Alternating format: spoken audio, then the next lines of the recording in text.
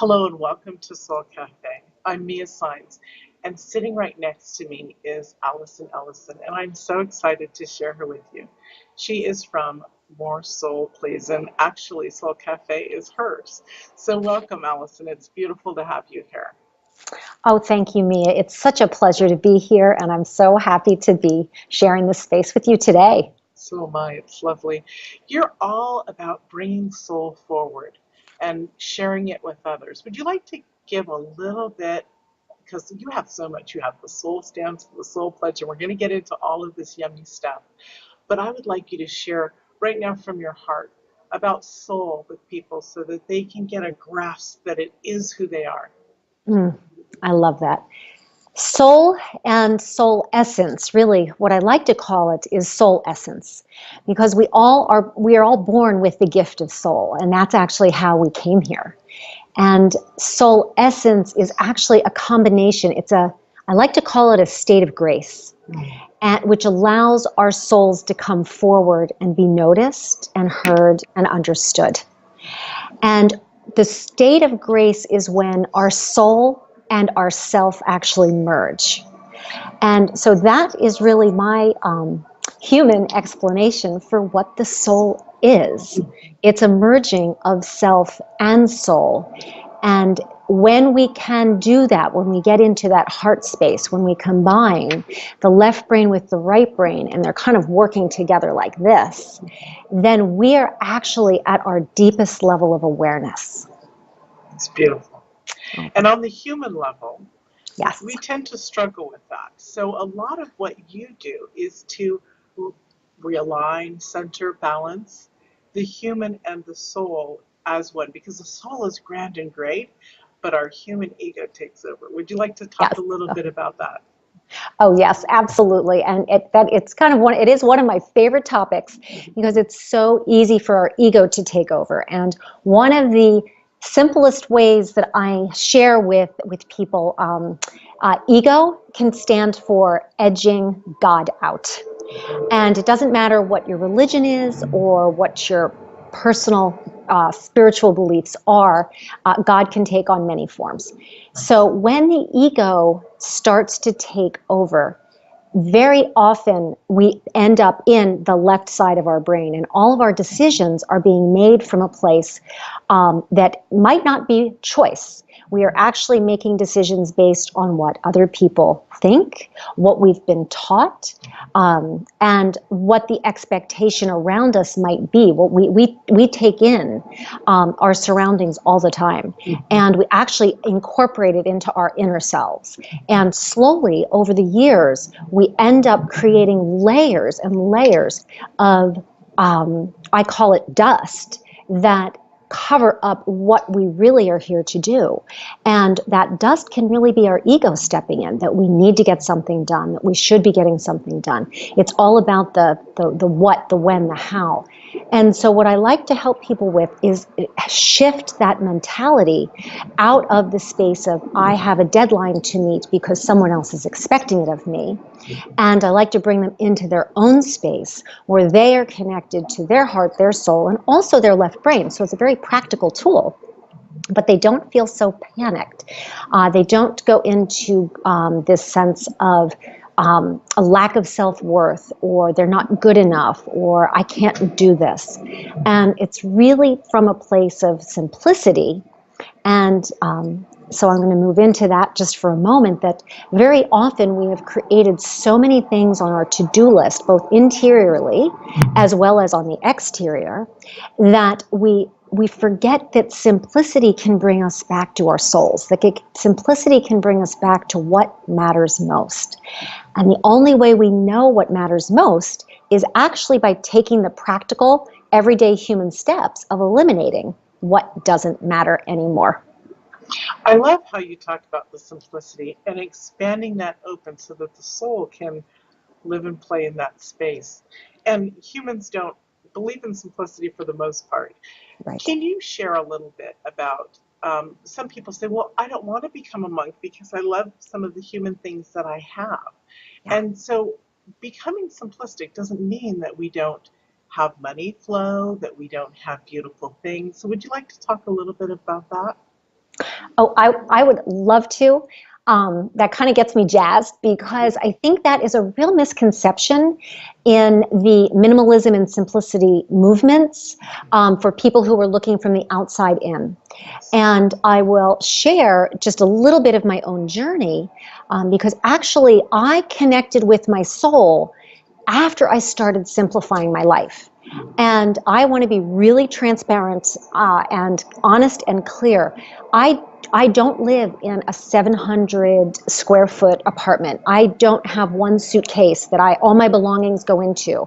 I don't travel the world with just a toothbrush and a pair of underwear. I actually have, I've a family. We have a home. We actually live in 2 locations, so we have abundance. We do live in an abundant life and an abundant, heart-centered lifestyle, and ultimately, I had to go on my own journey of simplifying and eliminating what didn't matter before I could actually identify and ground myself and feel even more grateful for what we did have from a material standpoint. And so, yeah, so one thing I do like when that question comes up, and it does come up quite a lot talking about simplicity, and I'll use the word manifestation. And manifestation can be in any form. It can be through a physical, it's manifesting. Some people want to manifest a car or a 401k, or a new outfit.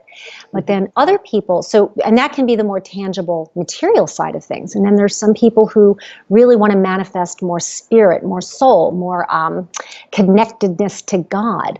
But those 2 things are not mutually exclusive. They actually, and the universe wants us, and our soul wants us to have both things. And I think this is a concept that is really hard to understand. I know it still is for me sometimes. I have to get really quiet and go into meditation to kind of hear what the universe and what my guides are telling me. Because manifestation, it doesn't just happen through the energy of attraction. And a lot of people are familiar with the law of attraction and, put good thoughts out there and things will come and flow. But actually what, in my opinion, is a better and deeper way of viewing manifestation is living in a state of grace. And so that I kind of go back and I say living in a state of grace is about a loving support that is freely given to us. That when we're brought to earth, grace is a gift. It's not something we have to earn. And who we are is actually far greater than we as just these kind of human beings running around with a busy to-do list can ever imagine. And so manifestation actually is the combination, and I'm going to kind of go like this with my fingers because it's this living in lockstep. And ultimately, manifesting materially comes about when we want for someone else even more than we have for ourselves. When we put our heart space in someone else's shoes and wish for them to have greater abundance, greater manifestation, more love in their life, better health in their life, that's actually when our greatest gifts come to us. And very often they are in a material form. So I just want to tell everybody, it's okay. It's okay to want things. So it sounds like, and I call it it's about a vibration too, and I love the state of grace, but it's also stepping into a place of love. Isn't that right? Because Absolutely. love and God vibrate on the same level. So what you're saying is beautiful. We step into that place of love. Yes. How profound is that? Yes. Love more and the earth opens up, and everything opens up, not just the earth, the universe opens up. Absolutely. I love the concept of that we already have everything. I was raised that way, and my grandmother taught me from a very young age that we're born, it's our birthright.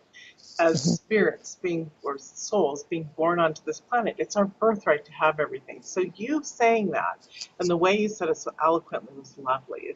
It melted in. I want to go back to a previous conversation as we moved in here, and the thoughts that are placed upon us, our thought processes as we grow up and how we're brought in, it's really a programming, isn't it? And we can reprogram ourselves. And that's what your work is all about. It's about reprogramming these thoughts of, I don't have enough, I'm not connected, I'm unhealthy, I'm unloved, into that state of grace. Yes, absolutely. And so I think that programming very often comes from what we were taught at the youngest of age. And it comes into us through all different forms, whether it's through media, through parents, through teachers, coaches, friends. We go through this evolutionary process as we grow, and we take in all the messages from outside. And it's actually a natural process. It's something that keeps us alive. And so I love the way you asked that question, Mia. And I want to go back and just say that's kind of where the ego comes in, and we need an ego in order to survive in this world. We actually do need an ego, and we just need to balance it out. And so when we were young, we take on all sorts of messages, and we take those messages to heart, and we actually hold on to them longer than they need to be held on to. So we take them in at the time that we're meant to learn them, and then we decide we're never going to let them go. So it's just like simplicity. In the simplicity movement, it's about letting things go, letting physical things go, to open up more room in your life to experiences. And so it's kind of the same thing with the work that I do with people, and it's about transforming how they go, where they are in their thought process to where they could actually go. And it's holding space, it's offering and utilizing tools and coaching suggestions that actually give them the ability to create a toolkit for themselves. And that toolkit literally will follow them around. It's like this invisible belt that you put on, and you just, when you're going through life and you're experiencing something, you say, okay, what tool would be the best one that I could use right now? And it's through the practice that it becomes the most effective. But ultimately, it always starts at eliminating the beliefs. I want to take that back. It's not about eliminating anything. I call it crowding out. Ultimately, if we can crowd out the messages that no longer serve us, so that the messages that are going to hold us and our souls in good stead get room to move in, that's actually that kind of, you're at the T intersection, and that's where the magic happens. It's identifying what is not working for us and consciously being aware of it. And then from there, we can consciously bring in what we most want to achieve, the goals, the dreams. It's beautiful. I love that. Thank you. You're And welcome. so share with us about, because now we're getting on your site and your work, there are so many beautiful things, soulful things that come flowing through you that you share with the world. So share with us, the first one I want to ask you about is the Soul Pledge. Share with us the Soul Pledge. Okay, I'd be happy to. So the Soul Pledge came to me. I feel like I do like to, I say I have this intuition that I have had my entire life, but I am a Virgo. I am a type A. If you go to the site and you look at my soul story, there's a little blurb in there about me being very kind of type A and list making. But I do have a very intuitive side. And the Soul Pledge came to me one morning when I had just woken up, and it came just a couple months ago, and I think it came really from all of the election angst that people were feeling. And I was working with quite a few individuals who were really, their anxiety level increased. They really were beside themselves with the state of affairs and the state of the world. And I woke up one morning, and like I do most mornings, before I put my feet on the floor, I actually put my hand over my heart. I've done this for years. I put my hands over my heart, and I just actually will say 3 things that I'm grateful for before the feet hit the floor. And that's just a way for me to start the day with positive feelings. Yes. And on this morning, I don't know what came over me, but literally I just crossed my hands over my heart and I said, I pledge allegiance to my soul. And within 2 minutes, I pledge allegiance to my soul came to me. And those words, I actually now do it every single day. And I have shared this with others in my work. And it's a way, so I use it actually as a tool to bring ourselves back. If we are just having one of those days and we just need to kind of bring ourselves back, root and ground ourselves. If you just put your hands over your heart and you pledge allegiance to your soul, then everything else just doesn't seem as hard. It doesn't make it go away. It doesn't change the situation or the circumstance, but what it does change is how you are going to respond to that change or circumstance. Beautiful. Now there is a soul pledge that you wrote out that came to you. So would you state it for us? Oh, I would be happy to. And so I am just going to sit here and I am going to say, I pledge allegiance to my soul and the source from which all life is created. Home to my body, indivisible by money, endlessly sustainable. Within me, by soul, for all. And I think and you know, it's interesting because it actually, the way I just said that wasn't exactly. And what I find is that every once in a while, I have to say it exactly the way it's coming to me.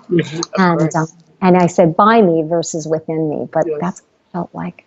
It's beautiful. Thank you for sharing that. Thank now, you. I'd like us to talk about your soul stamps. Your soul stamps Sure. are remarkable. Well, we receive them in our emails because I receive them, and we can put them all over the internet and everywhere and share them with people besides enriching who we are. So share with us about the soul stamps and the fact that they come out, they're in cards to be sold, they're, they're sent out in a daily email. It's beautiful support. Well, the soul stamps, so I call them tiny bits of soul wisdom or soul spark. And the idea came to me, something that I absolutely love to do. It's really a passion for me. And I feel as if it's kind of one of the spiritual ways I connect to my own higher power. And these quotes, these ideas, these thoughts come to me, and I write them down as they come to me. And I have probably 10 years worth of this writing.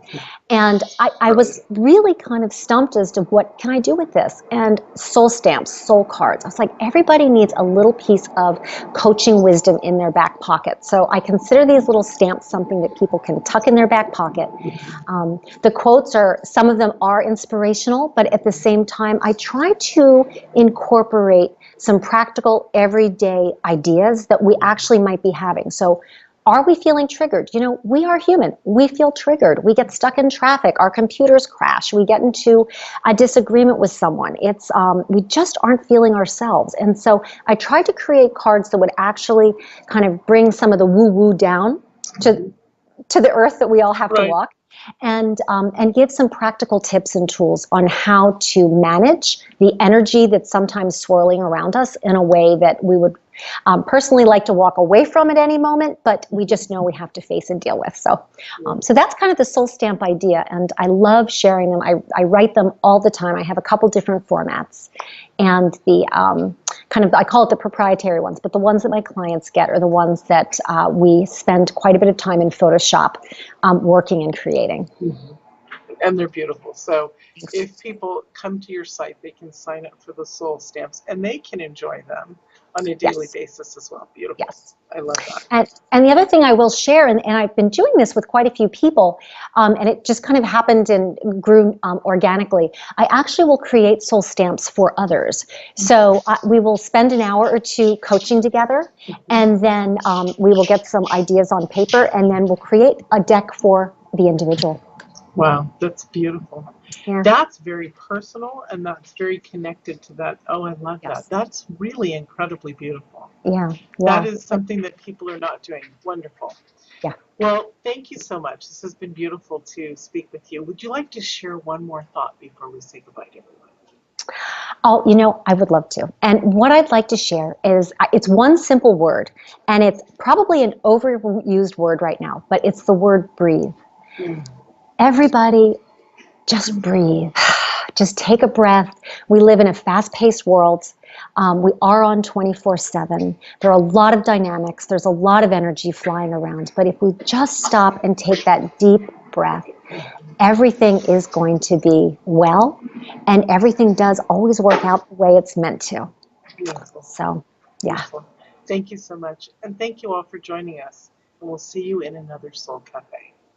Thanks, Mia. Bye.